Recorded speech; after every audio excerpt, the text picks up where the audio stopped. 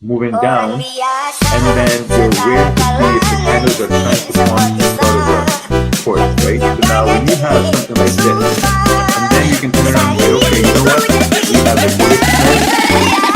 Candles made a high right over here, right?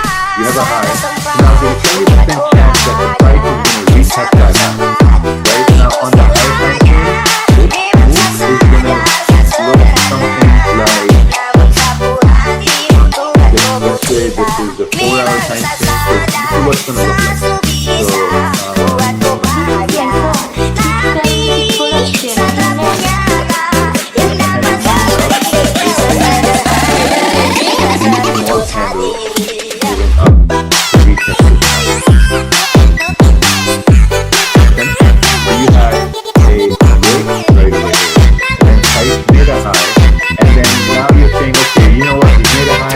Probably going to wait for price to come down based on support.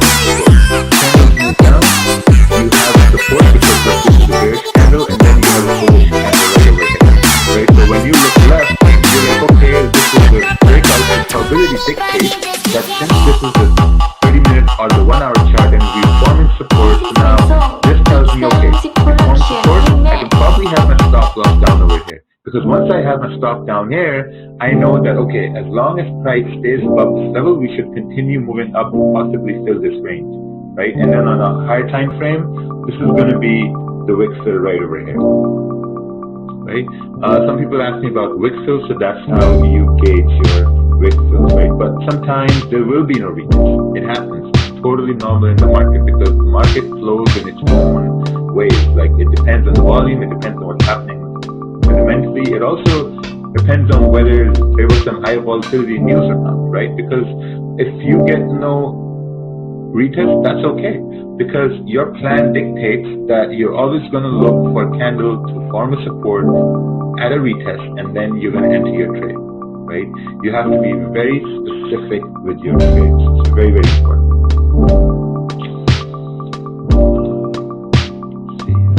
You can ask questions on the go too, so but I'm going to make sure I answer all the questions before they're even asked. So we're going to, alright, so let's say that we have a situation like this, right? So you have a resistance formed here, and then you have candles moving up, right? Provided that, let's say that you missed out on this retest. So now you have candles moving up, right? So what do you do after this? Now, sometimes what's going to happen is that guy's going to say, okay, you know what, since this is a 30-minute chart, so I'm going to place a stop loss down over here because they said that in the webinar, and then I'm going to target for this wick fill, right? What you don't understand is that there is a resistance area here that was broken, because when you look at this level here, look at this candle, it was bullish, and then you had a strong bearish candle, right? So when you have a strong bearish candle, you also got to look at yourself and say, okay, so why did this candle happen?